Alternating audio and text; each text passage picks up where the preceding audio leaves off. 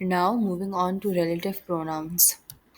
Ordinary cases में identify करना correct form को to follow a relative pronoun usually easy होता है। इसकी एग्जांपल हमारे पास है, Salman is the one who was to जज द कॉन्टेस्ट। अब हम देखेंगे the use of the words there and hair.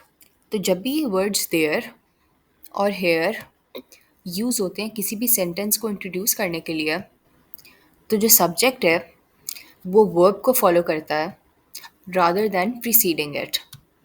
और इसकी एग्जांपल हमारे पास है, there are several apparent explanations for this event. इस सेंटेंस में यू कैन सी कि जो सब्जेक्ट है that is following the verb. अब हम देखेंगे कंपाउंड सब्जेक्ट्स को। तो जब भी कंपाउंड सब्जेक्ट के एलिमेंट्स एक सिंगल एंटिटी बन जाएं तो वो अपनी इंडिविजुअलिटी लूज कर देते हैं।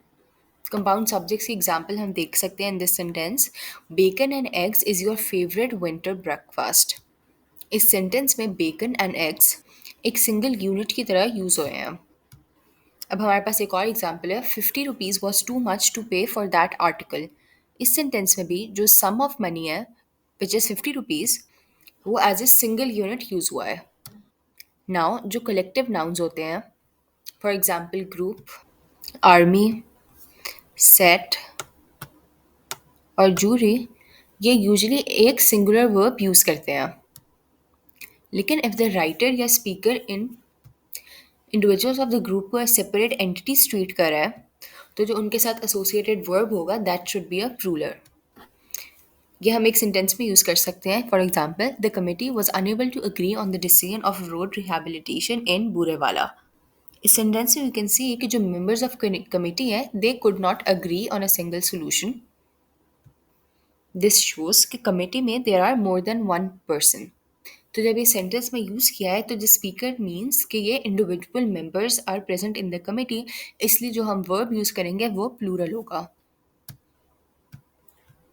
अब हम देखेंगे प्लूरल नाउन्स को जो सिंगुलर इन मीनिंग होंगे। हमारे पास एग्जाम्पल है, measles is a common dangerous disease in Africa. तो इस सेंटेंस से यू कैन सी कि कुछ कॉमन नाउन्स होते हैं जो प्लूरल होते हैं इन फॉर्म, लेकिन उनका मीनिंग सिंगुलर होता है। इन वर्ड्स की एग्जाम्पल हो सकती है मम्स, economics, civics, statistics, physics, news, and comics. तो as you can see, all of these words end with an S, लेकिन हम इनको सिंगुलर ट्रीट करते हैं in their meanings. अब हम देखेंगे the use of fractions and percentages. हमारे पास एक एग्जाम्पल है, 35% of the bills are enough to pay the debt of the company.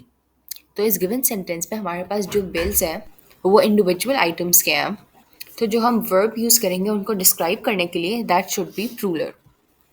We can see another example, 3/4 of the project of the new building is completed now.